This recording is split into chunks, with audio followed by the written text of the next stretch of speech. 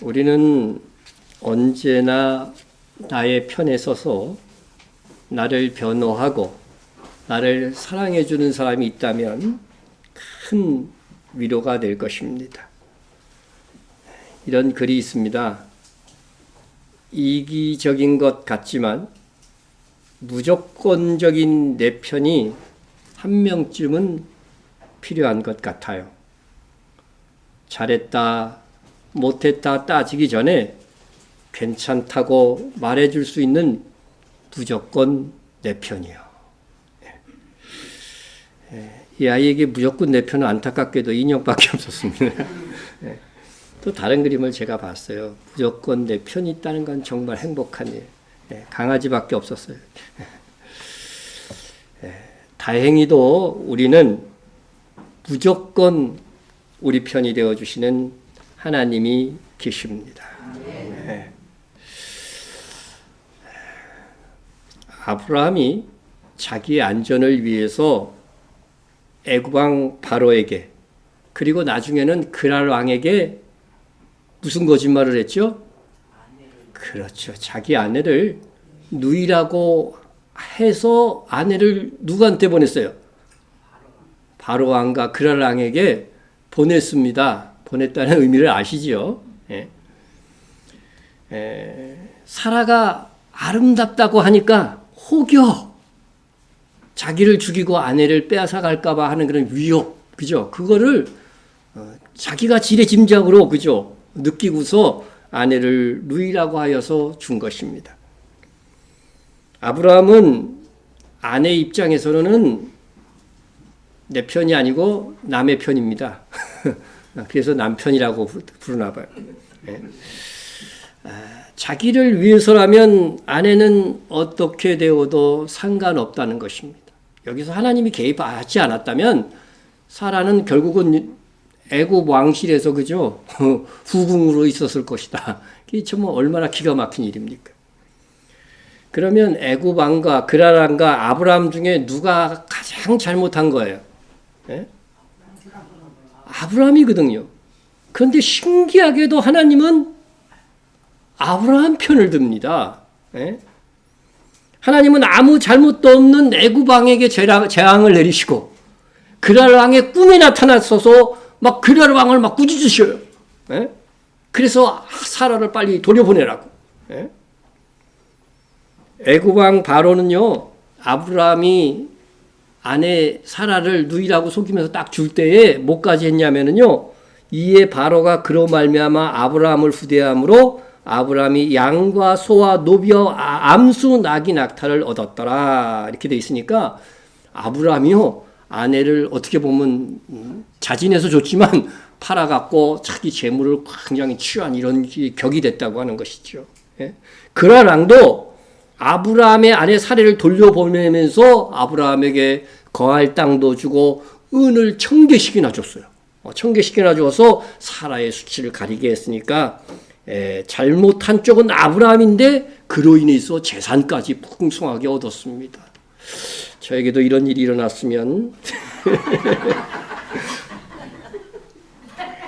하나님은 무조건 아브라함 편이신 것 같습니다. 우리에게도 아브라함과 같이 최악의 상황은 면하게 하시는 하나님의 은혜가 있습니다. 여러분, 우리에게 있어서 최악의 상황은 뭘까요?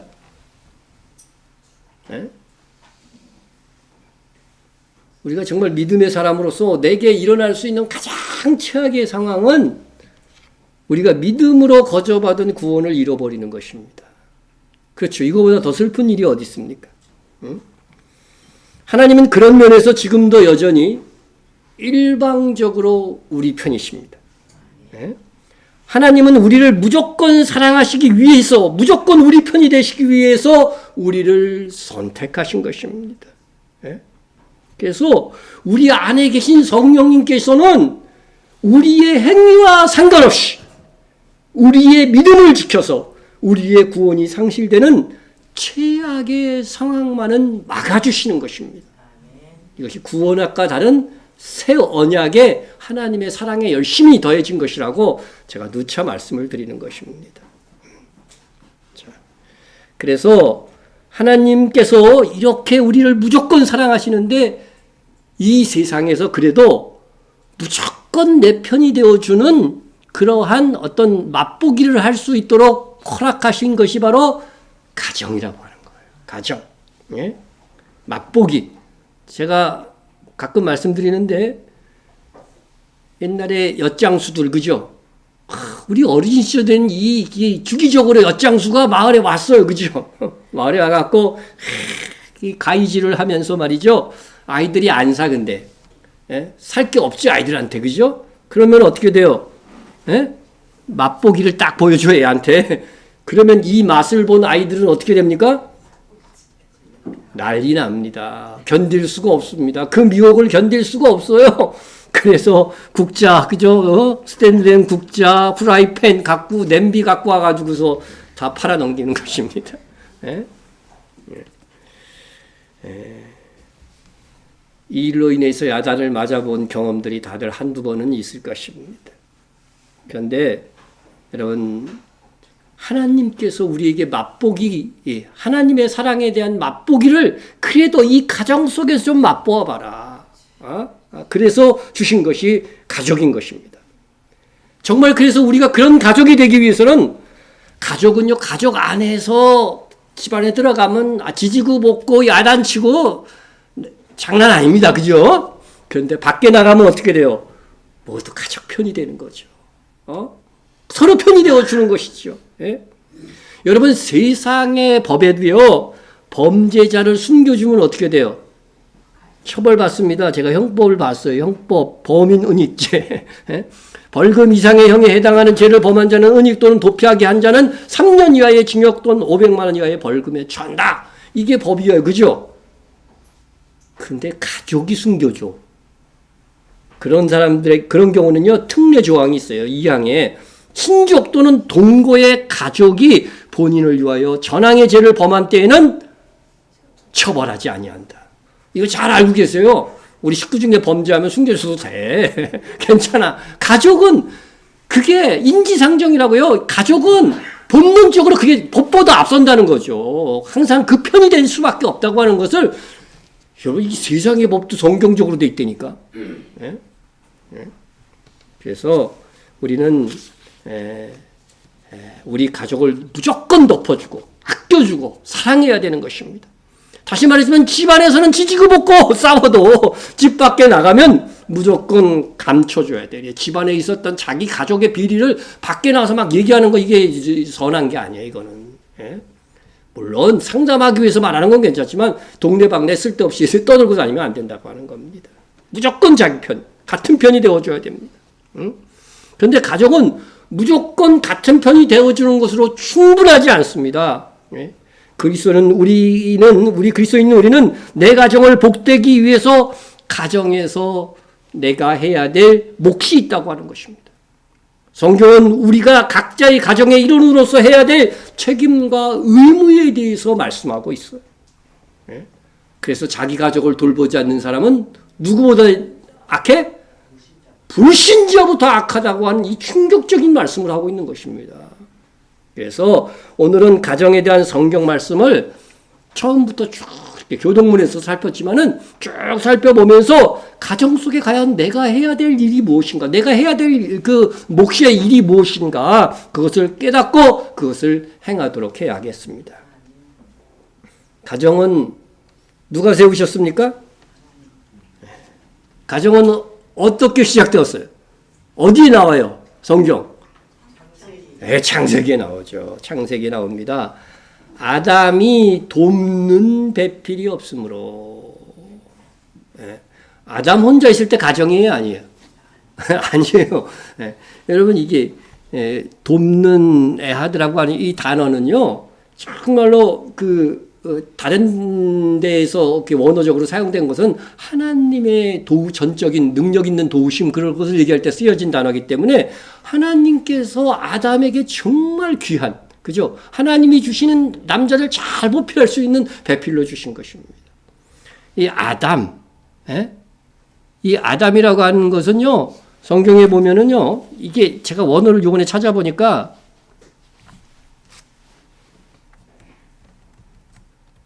아이고 이게 왜 이렇게 되냐?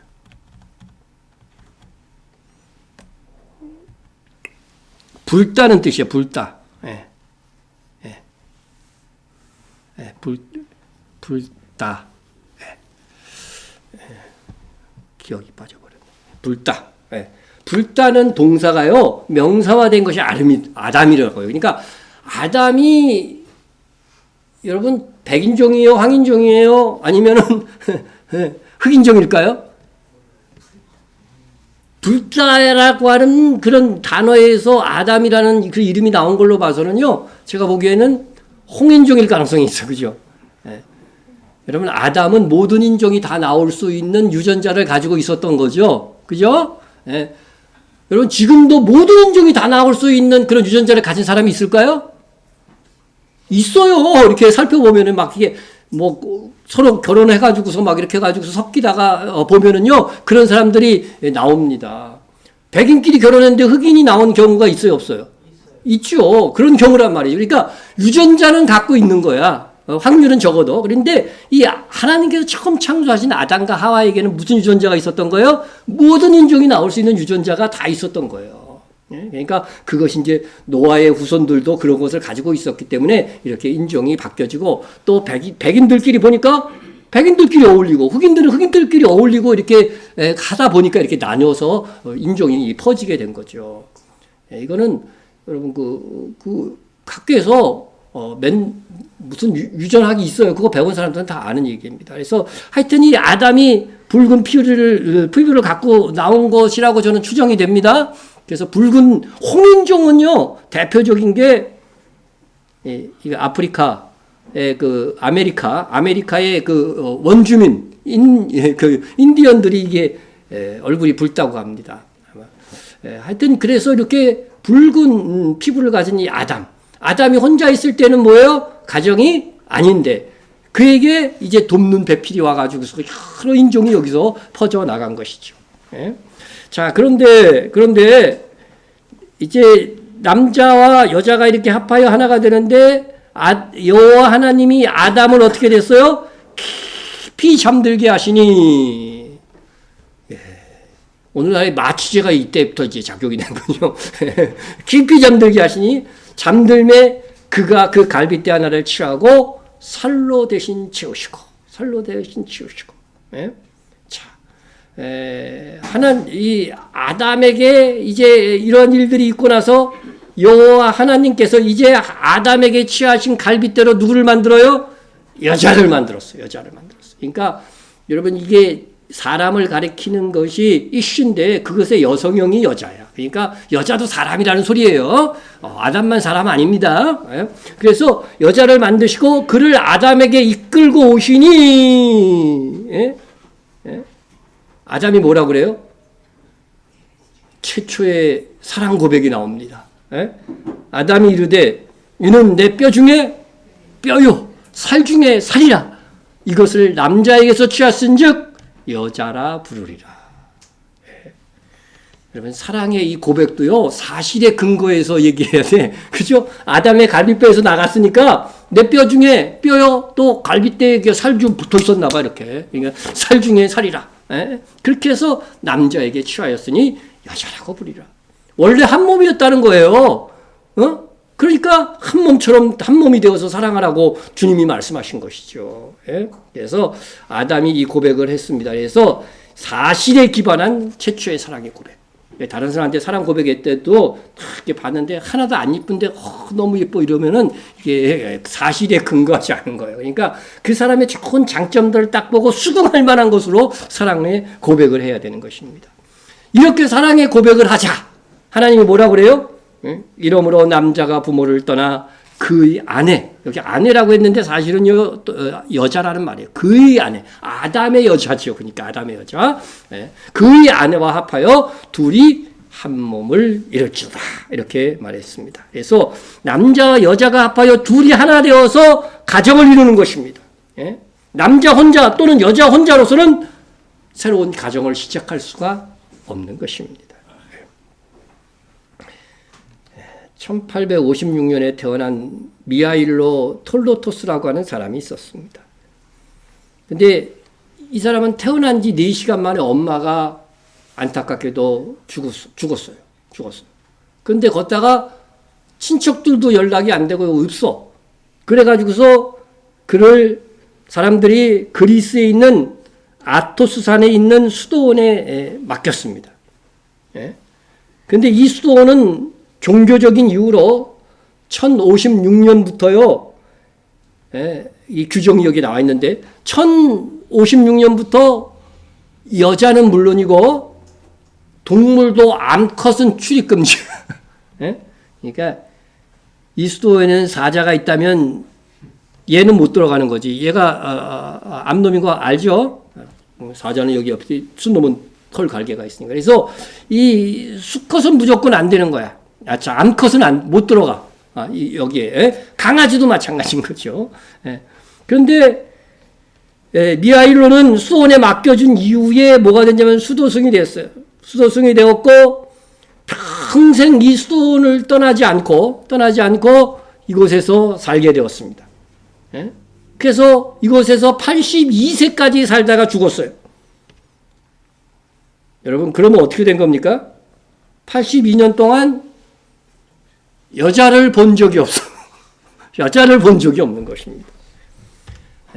혼자 사시는 분들, 결혼 못하고 계신 분들, 다 힘내시기 바랍니다.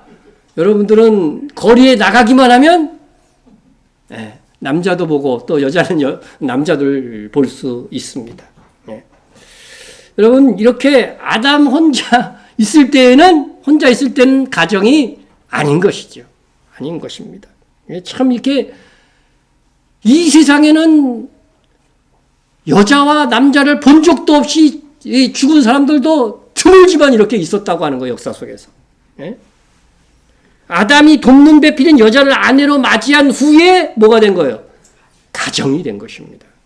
하나님이 세우신 가정은 이렇게 남자와 여자가 한 몸 되어서 세우시는 가정입니다. 이것이 하나님이 가정을 세우시는 원리고 원칙입니다.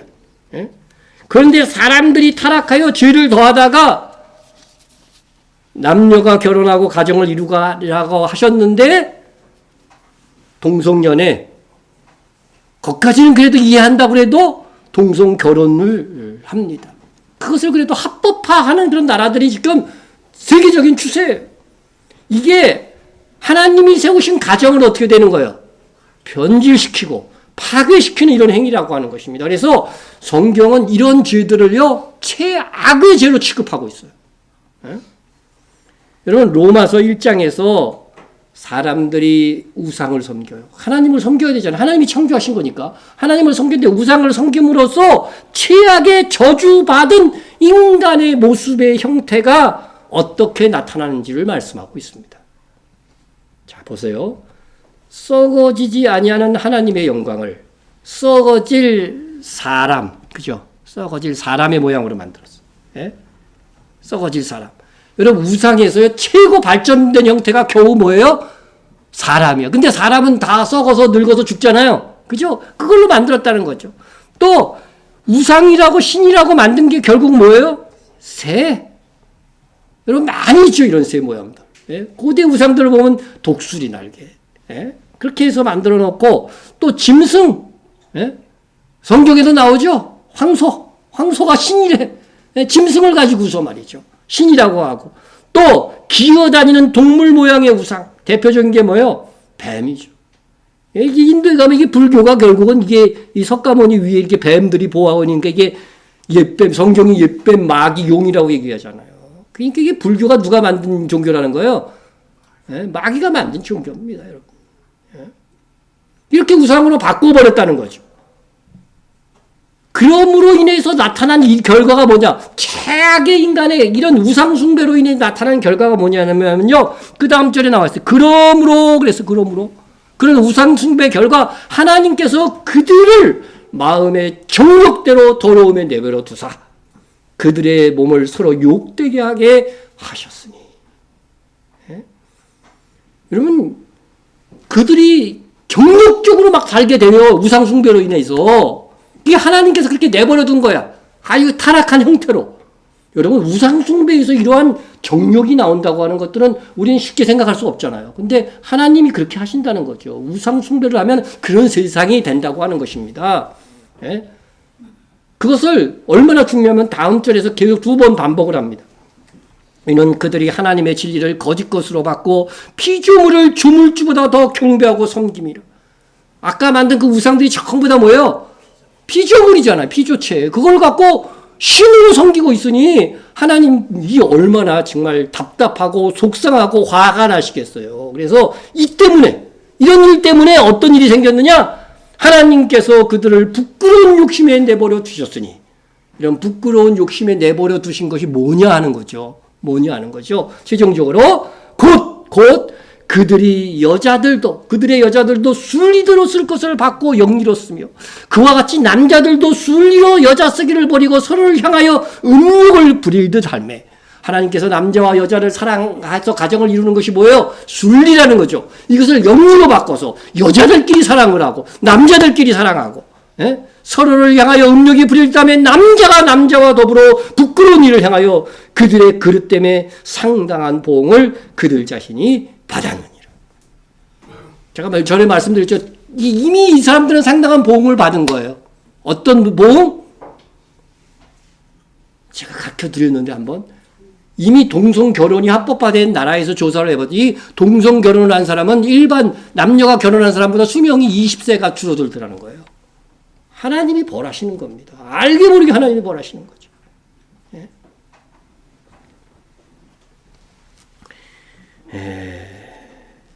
그런데 세상은 어떻습니까? 성소수자를 옹호합니다. 그들을 보호하고 그들의 권리를 인정하고 동성 간의 결혼도 인정해 주어야 한다고 말합니다.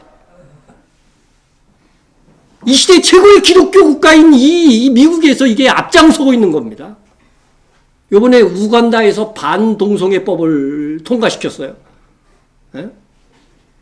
동성애자들을 감옥에 가두고 막 이런 것들, 동성애를 하면은 그런 것들 통과하니까 서방이나 미국에서 이게 제재하겠다는 거예요, 우간다를. 우리가 우간다를 위해서 대래 기도해 줘야 되겠어. 예? 지난주에 제가 들었던 뉴스입니다. 예? 여러분, 이 인공지능 있잖아요. 인공지능이 요새 젊은이들에게 뭘 줘요? 물어보면 답을 주잖아요. 근데 인공지능에게 지식을 이렇게 습득시킬 때에도 반동성애 같은 것들은요, 없앤다는 거죠. 그런 것들은 지운다는 거죠. 그래가지고서 이 미래 세대들이 동성애에 대해서 이렇게 물어보잖아요. 물어보게 되면 어떻게 된다는 거예요? 동성애는 나쁜 게 아니야. 합당한 거야. 이렇게 대답을 해주게 된다고 하는 것입니다. 그러니까 이 앞으로 미래 세대들이 거기서 답을 얻을 때에 이 성경이 잘못된 것이라고 오히려 배우게 되지 않을까 심히 염려스러운 거죠. 일부 이긴 하지만 동성애를 진짜 옹호하는 교회들이 또 나타나고 있습니다. 미국 장로교단에서는요, 동성애 목사까지 허용하고 있습니다. 여러분, 성경상 그곳은요, 이미 소돔이지 교회가 아닌 것입니다. 하나님을 섬기는 기본에서 벗어나면 그 다음 단계 우상숭배로 가고, 이어서 동성애가 발생하는 이 루트는 소돔과 고모라에서 그랬지만 마지막 시대의 최고 멸망의 징조로 번질 것을 성경은 예언하고 있는 것입니다.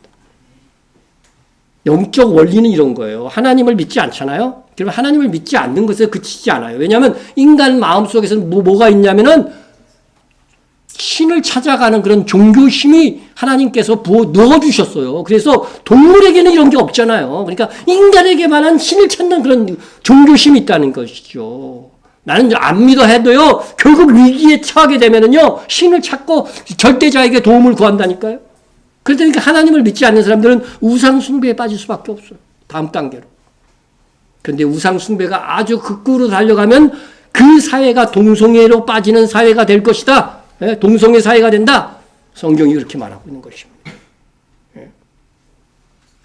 그래서 멸망 직전의 최후의 죄로 성경이 예언하고 있는 것이 동성애고, 그 모델을 성경에서 소돔과 고모라로 우리에게 표현해 주고 있는 것입니다. 하나님께서는 동성애로 이루는 가정을 창조하지 않으셨습니다. 가정은 하나님의 창조 섭리에 따라 남녀 간의 결혼을 통해서만 시작되어야 됩니다. 사실 이런 말은 굳이 할 필요도 없었어요. 그죠? 그런데 세상이 너무 악해져 가지고서 이런 가정의 기본까지 말해야 되는 그런 시대가 되었습니다. 하나님께서 세우시는 가정은 남녀가 결혼함으로 시작됩니다. 자, 그렇게 해서 남녀가 결혼하면 자연스럽게 뭐가 생겨요? 그렇죠. 아이가 태어나죠. 자식이 생깁니다. 그 가족의 구성원이 늘어나게 됩니다. 그러면 부모는 그 자녀의 영육 간의 양육의 책임을 지고 자녀는 부모를 공경해야 되는 것입니다. 자, 그러면 부모의 의무 중에 가장 중요한 의무. 오늘 아이를 키우는 거예요? 네, 맞아요. 키울 때 어떻게 키우느냐. 그죠? 오늘 내가 내게 명하는 이 말씀을 너는 마음에 새기고 내 자녀에게 부지런히 가르치며 집에 앉았을 때든지 길을 갈 때든지 누워있을 때든지 일어날 때든지 이 말씀을 강론할 것입니다. 여러분 자녀에게 어떻게 해요? 말씀으로 교육을 시켜야 된다는 거예요. 이게 누구에게 있어요? 부모에게 있다는 거 책임이. 네? 그리고 또 내 집 문설주와 바깥문에 기록할지니라. 네? 그러니까 이거는 우리에게 받아들이면 우리 가정 안에요 영적 분위기가 좀 이렇게 있게 해야 돼요. 집 안에 성구가 나는 기독교 가정인데 우리 집에는 성구가 하나도 안 붙어 있어. 에? 그러면 안 된다는 거죠. 에? 뭐 하나 붙여놔. 그죠? 없는 분은 오늘부터 에? 이렇게 스티커에 메모를 해갖고도 이렇게 계속 그 가정에 정말 자녀들에게 들려주고 있는 싶은 그 말씀들을요, 예? 이달에 암송 구절도 좋고 적어서 이렇게 해놓으세요. 그래서 오며 가면서 읽을 수 있도록. 이게 여러분 영향을 미칩니다. 예? 예. 이렇게 말씀. 그림도요, 그려놓으면은, 이런 그림이 딱 붙어 있다 그러면은, 아빠 이게 무슨 그림이에요? 물어볼 때, 휴거에 대해서 이렇게 또 쫙 설명해 줄 수 있고, 그렇게 해서 교육을 받는 것입니다, 여러분. 예? 제가 전에 한번 얘기 드린 것 같은데, 어느 집에 그 아버지가 선장이 돼가지고서요, 바다에서 죽었어. 그런데 자녀들이 자꾸 선장이 되려고 한다고 하는 거예요. 그래서 또 아들도 바다에 나가서 죽을까봐 걱정이 된다는 거야.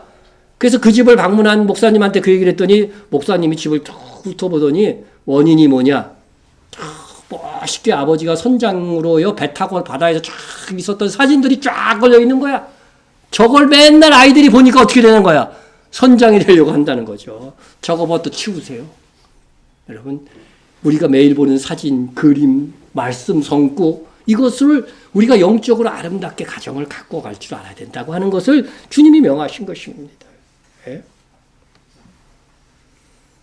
마땅히 행할 길을 아이에게 가르치라. 부모의 의무입니다. 그리하면 늙어도 그것을 떠나지 아니하리라. 가능한 어릴 때 주 안에서 마땅히 행할 일을 가르쳐 주어야 됩니다. 그것이 자녀의 평생을 좌우합니다. 어릴 때 가르쳐 주면 중간에 조금 떠났다가도요, 그거 기억하고 돌아온다는 것이죠. 자녀가의 머리가 커지고 부모의 말이 안 먹히기 시작하면은요, 믿음의 교육도 점점 힘들어질 것입니다. 그런데 부모가 자녀에게 주님의 말씀으로 교훈하고 이 훈계할 때 조금 조심할 점은 성경은 이렇게 말하고 있습니다. 또 아비들아, 너희 자녀를 노엽게 하지 말고 오직 주의 교훈과 훈계로 양육하라. 예? 주의 교훈과 훈계로 양육은 해야 돼. 하나님의 말씀을 들어서 교육을 해야 돼. 그런데 성질나게 하면 된다는 거야, 안 된다는 거야? 안 된다는 거죠. 예? 여러분, 너 임마 성경에 있는 대로 왜 부모를 공경하지 않아? 그래갖고 네가 잘 될 것 같아? 막 이런 식으로 말했다고 생각해 보세요. 예? 우리가 온유한 상태로 교육을 해야 되는 거죠. 화가 나면 말이 안 들어와요. 그죠? 안 들어옵니다. 그러니까 온유하게, 그죠? 마음을 편안하게 해놓고 우리가 주의 교훈과 훈계로 양육해야 될 것입니다. 그럼 자녀의 책임은 뭐냐? 자녀의 책임. 너는 내 하나님 여호와께서 명령한 대로 내 부모를 뭐라고요? 공경하라. 여기서 공경이라고 하는 이 단어 있잖아요. 공경이라고 하는 단어는 카바드라고 하는 뜻인데 제가 원에서 찾아보니까 존귀하게 여기다, 영광스럽게 하다, 무겁게 여기라 그런 의미더라고요. 부모가 무슨 말을 하면은요, 그냥 스쳐가는 말로 듣지 말라는 거죠. 그죠? 정말 부모를 공경하면 어떻게 돼요? 그 말을 무겁게 여겨야 되는 거예요. 중히 여기라고 그러잖아요. 경히 여기지 말고 중히 여기라고 그러잖아요. 그죠? 무겁게 여기라고 하는 것입니다. 그래서 부모님의 존재를 내 삶 속에서 그냥 내 삶에 미쳐갖고 살지 말고 중한 존재로, 그죠? 영광스럽게 그분을 하기 위해서 내가 마음을 쓰고 애를 쓰는 그런 상태를 말하는 것입니다. 예? 그렇게 하면 어떻게 하신다고요? 그리하면 내 하나님 여호와가 내게 준 땅에서 내 생명이 길고 복을 누리리라. 여러분 오래 살고 싶습니까? 여기는 오래 살고 싶은 사람이 별로 없는 모양입니다. 죽으십시오 일찍 그러면. 네? 이 땅에서 오래 살고 오래 사는 게 요새는 중요하지 않죠. 그죠? 유병장수가 아니라 여기서 뭐예요? 복을 누리리라고 했으니까요. 건강하게 오래 살고 싶으면 어떻게 돼요? 세상에서 잘 되고 형통하기 위해서 여러 가지 방법들이 있겠지만은 성경 말씀에 의하면은요. 부모의 존재를 중히 여기고 효도하고 그런 사람이 되어야 되는 것이죠. 되어야 되는 것입니다. 이것이 신약 성경에서도 또 한 번 강조가 됩니다. 자녀들아, 주 안에서 너희 부모에게 순종하라. 부모를 공경하라고 그러니까 무조건 다 순종하면 안 됩니다. 어디 안에서? 주 안에서. 난 성경에 부모에게 순종하라고 그랬으니까 교회 나가지 말라고 그랬으니까 난 안 나가야지. 이런 건 말이 안 되는 거예요. 주 안에서입니다. 이건 상식이야. 구약 성경에는 이 말이 안 나와 있어. 그러나 신약 성경에는 이걸 첨가했어요. 주 안에서 너희 부모에게 순종하라. 이것이 옳으니라. 왜 옳으냐? 이유를 말하지 않는 거예요. 이거는요. 이게 하나님께서 심어주신 상식이라고 하는 거죠. 인간이로 태어났으면 이것이 옳다고 느껴야 정상적인 양심에 화인 맞지 않은 사람은 다 이렇게 느낀다는 거예요. 주 안에서 너희 부모에게 순종하라. 내 아버지와 어머니를 공경하라. 이것이 뭐가 있는? 약속 있는 첫 계명이니. 이로써 내가 잘되고 땅에서 장수하리라. 예? 이것은 순서적으로 첫 계명일 수도 있지만 사실은 제2계명에 보면 약속이 또 하나 있긴 있어요. 이것은 첫 번이라고 하는 말은 우두머리다. 큰 계명, 아주 최고의 계명이다. 그런 뜻도 그런 의미를 갖고 있는 거예요. 약속 있는 첫 계명이다. 예? 여러분, 하나님께서는 우리에게 거짓말을 하지 않습니다. 그렇죠? 하나님이 약속하신 것은 반드시 지키십니다. 이는 하나님이 거짓말 하실 수 없는 이 두 가지 변하지 못한 사실로. 예? 하나님이 거짓말을 할 수 없는데 성경에서요, 이 두 가지가 있대요. 그게 바로 약속과 맹세입니다. 하나님께서 자녀들을 어떻게 돼요? 자녀들에게 뭐라고 말했어요? 내 부모를 공경하면 어떻게 돼요? 땅에서 잘 되고 장수하리라. 이거 약속해 주시고 십계명은 언약까지 했으니까 맹세도 하신 거예요. 예? 그러니까 반드시 이것은 내가 너희에게 복의 조건으로 너희에게 준 건데 이게 안 이루어져? 그러니까 여러분들은 건강을 위해서도 뭐 노력은 해 하셔야 되지만요. 부모 공경보다 더 좋은 건강의 비결이 없다는 거죠. 자기가 잘 되기 위해서라도 정말 부모에게 효도를 해야 되는 것입니다. 예? 또한 부모의 훈계를 듣고 행하는 자녀가 가장 지혜로운 그래서 자녀다. 그래서 지혜로운 아들은 아비의 훈계를 들으며 내 어미의 법을 떠나지 말라. 이렇게 말씀하고 있는 것입니다. 예? 그리고 여러분 또 골로새서 3장 20절을 세 번역으로 보면 이렇습니다. 자녀된 이 여러분 모든 일에 부모에게 복종하십시오. 이것이 주님을 기쁘게 해 드리는 일입니다. 예. 자녀들은 부모가 해악한 일을 시키는 것이라면은 해악한 일이 아니라고 한다면 여러분 어떻게 돼요? 모든 일에 순종하라고 하는 거예요. 예? 예? 그렇게 하는 것이 부모뿐만 아니라 누구를 기쁘시게 하는 거? 주님을 기쁘시게 하는 거라는 거죠. 예? 여러분 하나님은요. 우리가 우리의 부모에게 순종하고 복종하고 공경하는 그것을 보면서 어떻게 돼요? 즐거워하셔요. 내가 정한 원리대로 내 말씀대로 행하네? 그것을 보고서 하나님이 기쁘시게. 그러니까 하나님을 기쁘시게 하고 하나님께 영광을 돌리면 어떻게 돼요? 하늘에서 또 상이 크잖아요. 그러니까 부모를 공경하는 자들에게는 이 귀한 약속이 약속되어져 있는 것입니다. 예? 자, 그 다음에 내 부모를 즐겁게 하며 너 낳은 어미를 기쁘게 하라. 이때 엄마를 기쁘게 하는 게 더 강조가 돼 있어요. 그죠? 예, 자녀들은 아버지보다 엄마를 좀 기쁘게 해주세요. 예? 내 부모를 즐겁게. 이게 거의 이 사람은 본능적인 것 같아요. 아버지보다는요, 엄마에게 그 애처로움을 더 느끼고, 그죠? 더 잘해주고 싶은 마음은 모든 인간에게 있는 이 본성이야. 예? 남자들, 여기, 예? 천사님사님 너무 서운해하지 마. 당신도 그럴 거야, 아마. 당신도 아버지보다는 엄마가 자꾸 더 생각이 날 거야, 이렇게. 예? 그러니까 이건 하나님이 주신 말씀에 의거하면 그래요. 그러니까 엄마한테 잘하세요. 엄마를 기쁘게 해야 됩니다. 기쁘게 해야 돼요. 예?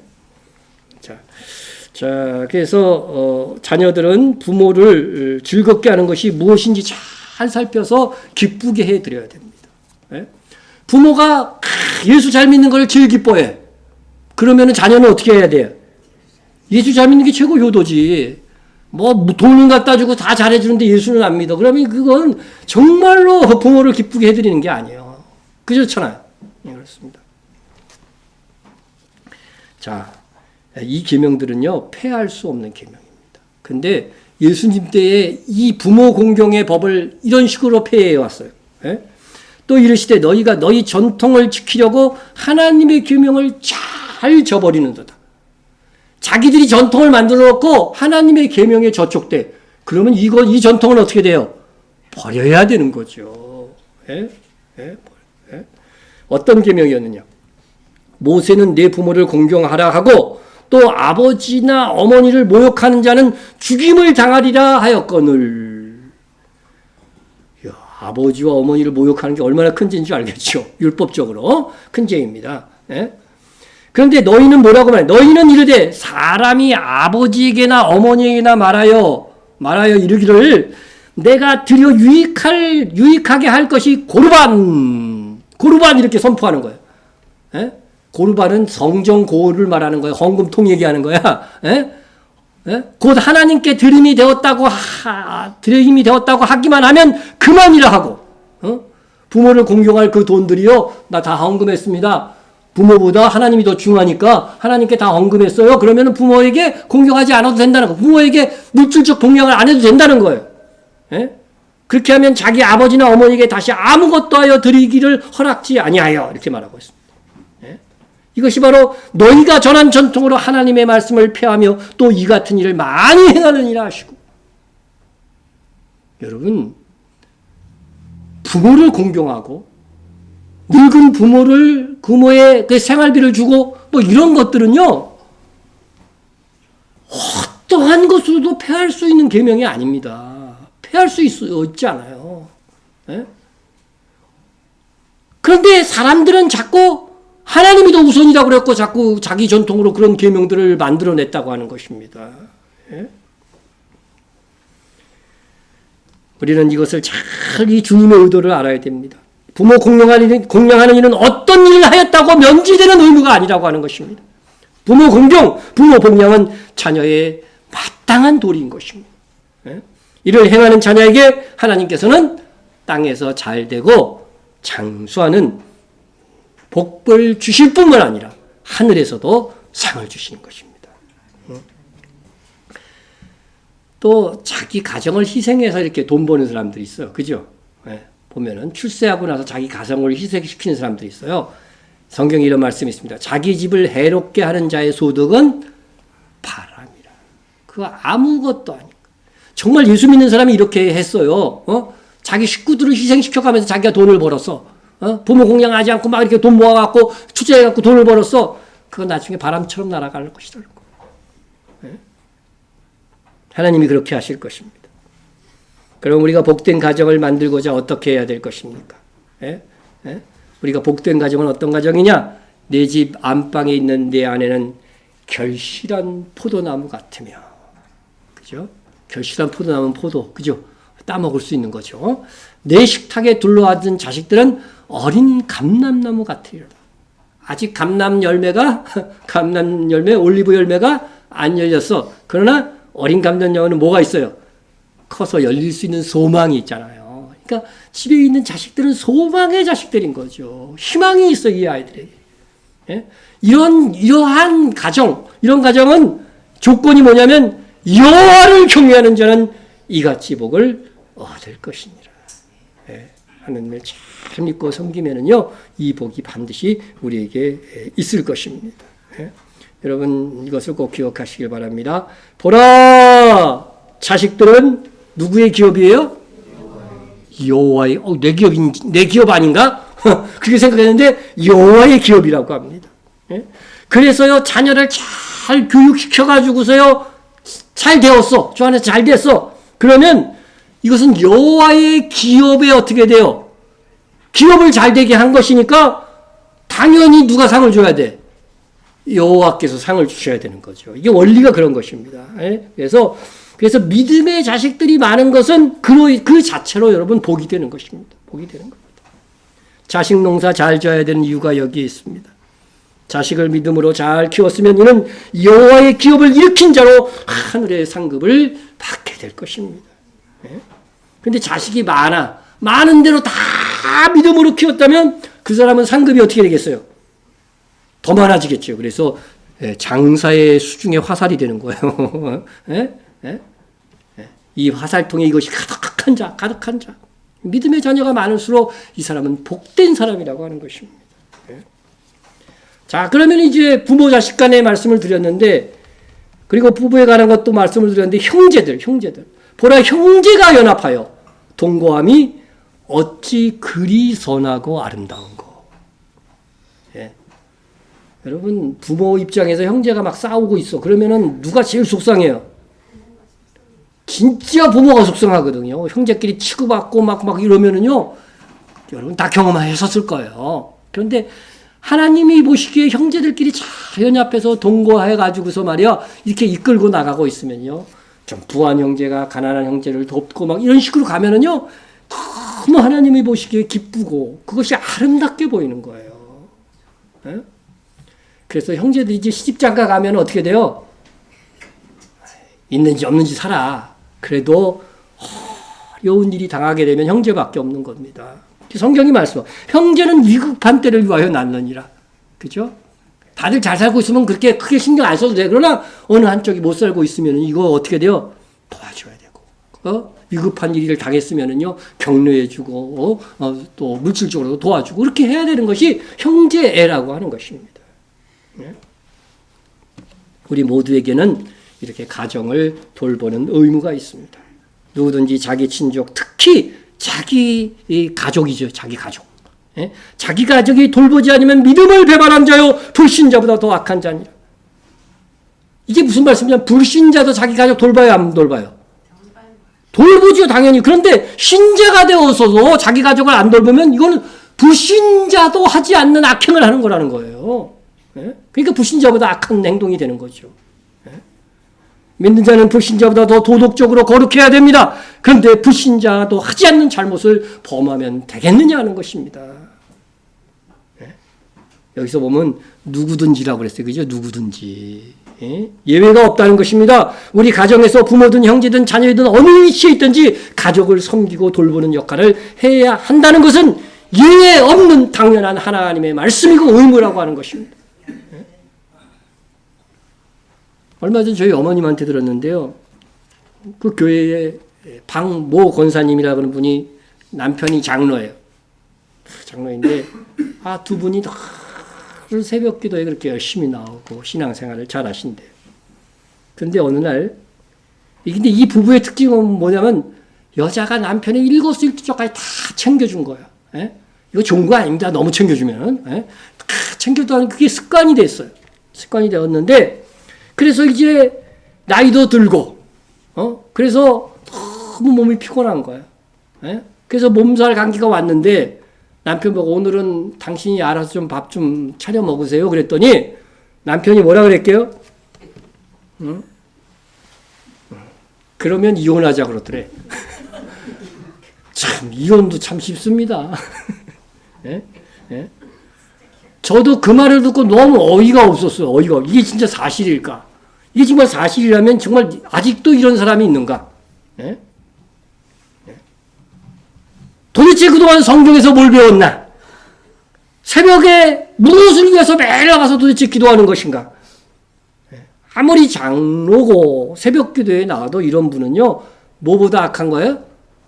불신자보다 악한 거예요. 이 말씀을 냉정하게 적용해야 돼요. 그렇게 되면 안 됩니다. 우리는 누구든지라고 그랬어요. 가정에 대한 나의 의무를 다하지 않으면 이거는 불신자보다 악한 겁니다. 이 가족의 특히 부부는요, 영적인 비밀까지 갖추고 있는데, 그러므로 사람이 부모를 떠나 그의 아내와 합하여 그 둘이 한 육체가 됐지니 이 비밀이 크도다. 이게 도대체 무슨 비밀이야? 결혼하면 좋은 것만 알았지 이 비밀에 대해서는 모르고 사는 사람들이 얼마나 많은지 아세요? 여러분, 결혼제를 만들고 부부가 합쳐서 한 몸이 되는 이것을 영적인 교훈을 깨달으라고 하나님께서 주신 비밀이래요. 나는 그리스도와 교회에 대하여 말하노라. 그러니까 그리스도는 뭐라고 하는 거예요? 남자고 교회는 여자. 그러니까 헬라어나 히브리어는 다 단어마다 남성, 여성 명사가 있어요. 그런데 교회는 항상 여성 명사입니다. 그러니까 예수님은 남편이고 교회는 여자라고 하는 거예요. 이 둘이 합하여 하나가 되는 것이죠. 그리하여 우리가 항상 주와 함께 있으리라.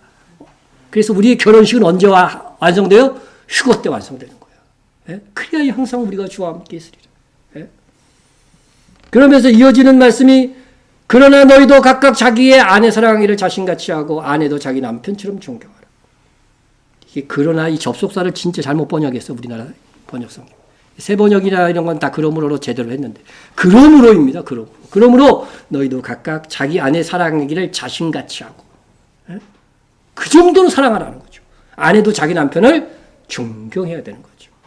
남자는 그리스도처럼 아내를 사랑하고 그리스도가 교회를 사랑한 것처럼 여자는 그리스도께 복종하듯 존경하고 순종해야 된다고 하는 것을 말씀하고 있는 것입니다.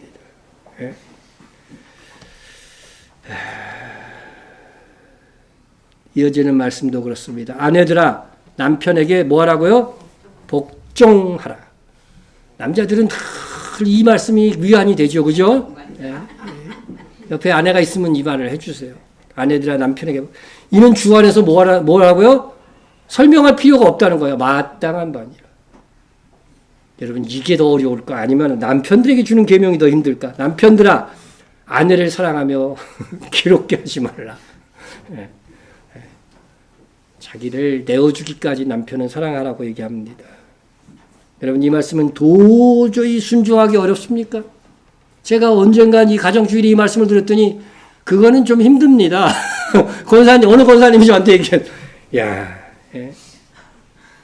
그리스도를 닮지 않은 남편을 그리스도께 하듯 복종하라니 사사건건 토달고 대드는 아내를 목숨을 버리기까지 사랑하라니 사실 그 온전히 순종하기는 어렵습니다. 근데 이게 목표고 이상이라고 하는 거예요. 그래도 순종하려고 애쓴 만큼 하나님께서 갚아 주실 것입니다. 이렇게 아름다운 가정을 이루기를 주님은 원하시죠. 이 땅에서 이런 아름다운 가정이 다 이루어진다면 천국이 필요 없는 거죠. 그죠?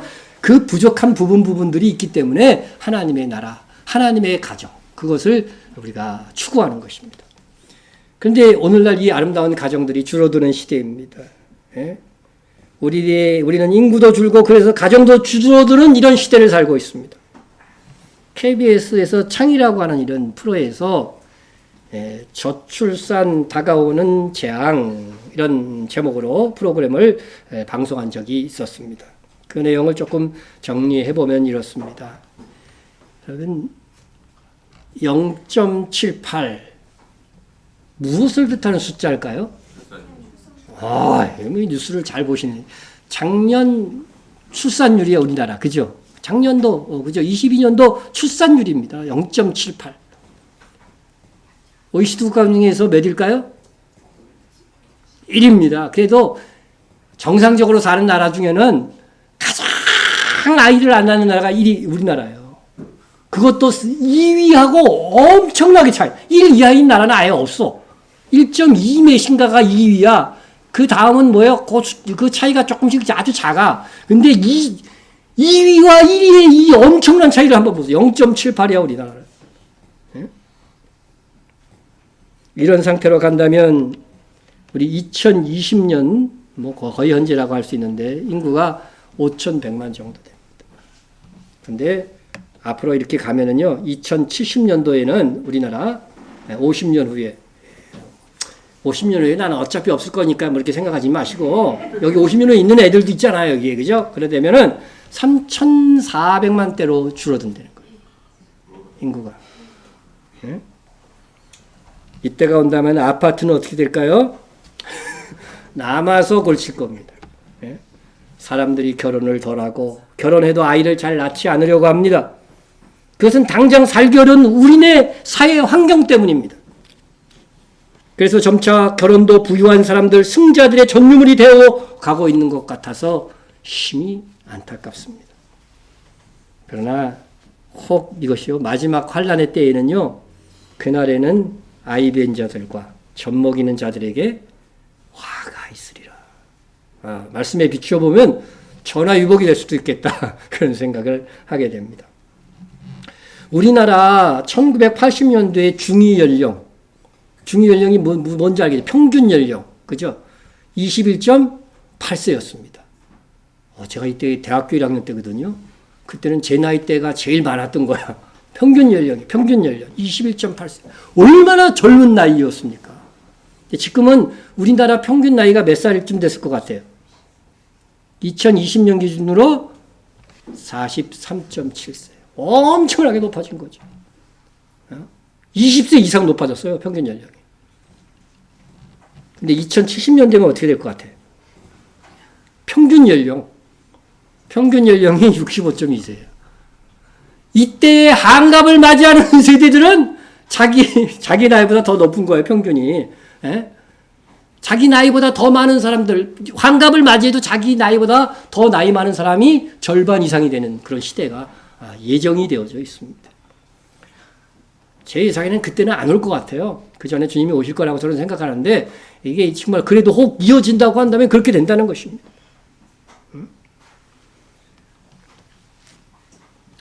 왜 이렇게 우리나라는 제1위 저출산 현상이 나타났을까? 예? 예. 보세요. 2020년도에 우리 평균 연령 15에서 64세가 어떻게 돼요? 이때가 72%로 가장 많죠. 그러니까 2070년도에는 누가 제일 많으냐? 65세 이상이 제일 많습니다. 그죠? 65세 이상이 제일 많습니다. 50% 이상이 65세 이상이다. 60세도 아니고 65세 이상이 이제 인구의 절반이 넘는 그런 게 지금 예정되어 있다고 합니다. 그러면 우리나라에서 왜 세계 1위의 이 저출산 현상이 나타났을까? 우리의 시각이 아니고 미국 펜실베니아의 샘 리처드 교수의 강의를 한번 살펴보면 한국에는 믿기 힘들 만큼의 경쟁이 있다는 것입니다. 거기 이제 그 강의를 듣는 한국 유학생들에게 물어보기도 막 하면서 강의를 이어가는데, 이 아이들은 아침 7시에 일어나서 밤 10시까지 학교에서 공부하다가 집에 와서 또 공부했다는 거예요. 막 밤 1시까지. 이거 너무 지나친 경쟁 사회라고 하는 것입니다. 예? 젊은 세대들이 이 학업 심한 경쟁을 경험하면서 행복하지 않게 여기까지 왔는데, 아이를 낳아서 이 행복하지 않은 경쟁 사회에 살고 싶도록 만들지는 않고 싶다는 거죠. 예? 그래서 아이를 낳아 이 행복하지 않은 경쟁 사회에서 살고 싶게 하지 않겠다. 내 아이가 그런 사회에 살고 싶지 않아. 그래서 아이를 안 낳는다는 거예요.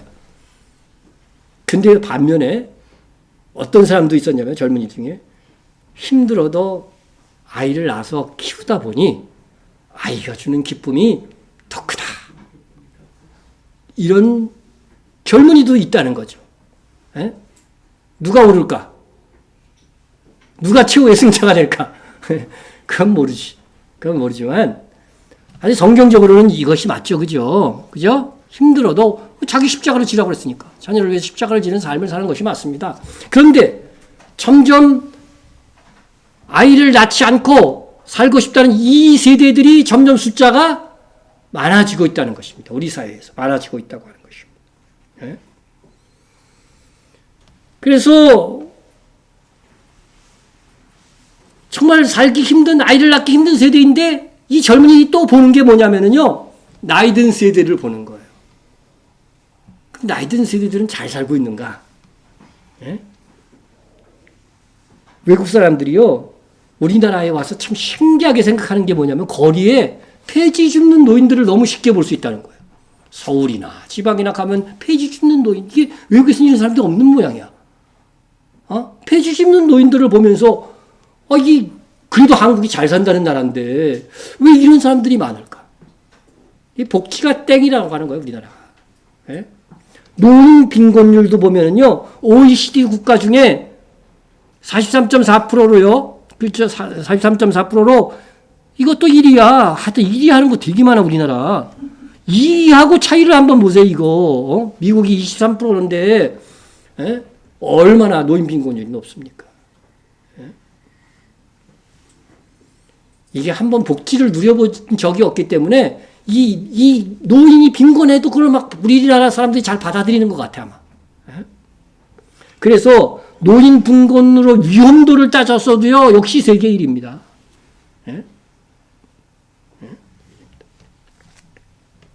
그래서 이 교수는 말하기를요, 자기가 한국에 살았더라도요, 확실히 아이는 갖고 싶지 않았을 것이다. 이렇게 지금 말하는 내용이에요.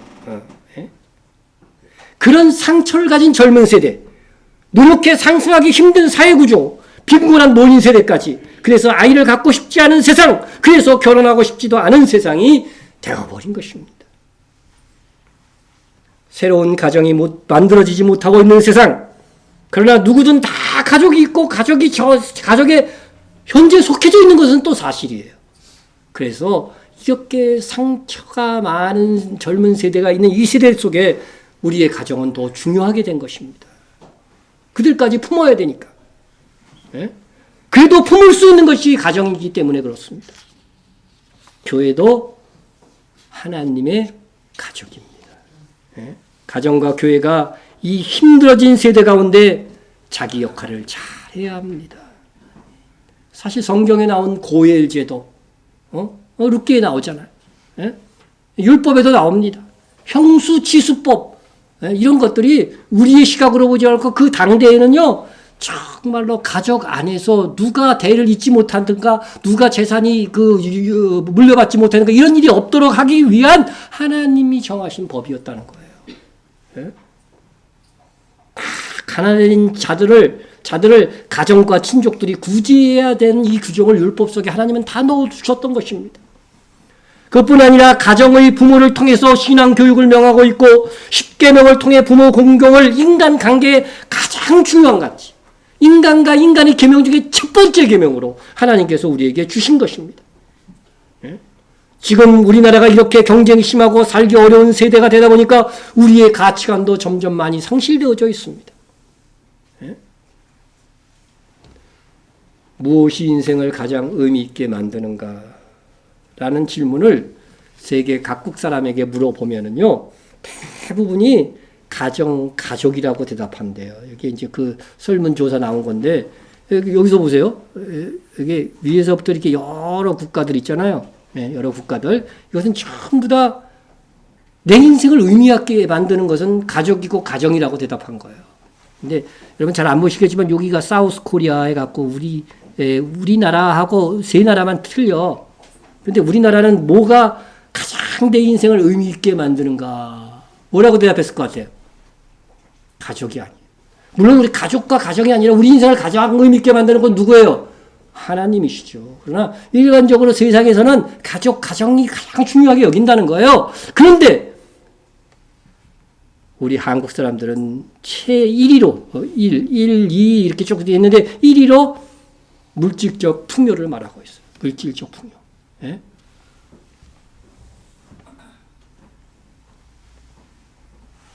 돈들 좋아해요, 우리나라. 2위도 아니야, 가족이, 우리나라는. 3위가 돼야 가족이 나와, 이렇게.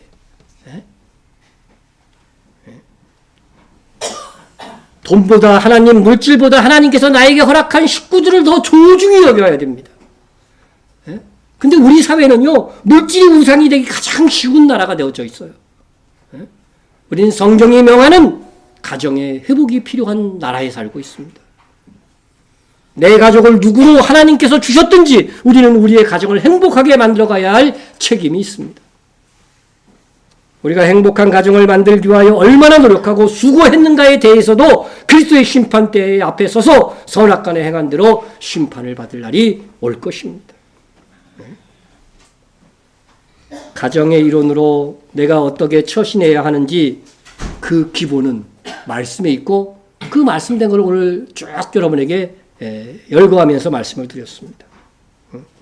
내가 가족을 위해 무엇을 해야 할지 모를 때에는 성경에서 답을 찾으십시오. 답을 찾으십시오. 그래서 모든 세상의 모든 우리의 가치.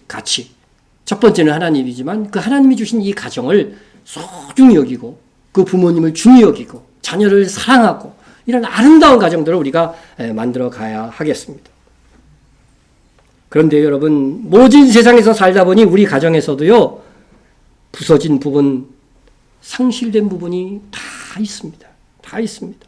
어느 집이나 문을 열고 들어가, 우리가 다 몰라서 그런 거지, 어느 집이나 문을 열고 들어가 보면 그 가정의 아킬레스건, 십자가, 고통스러운 부분들, 해결되지 않은 문제들, 그런 것들이 다 있어.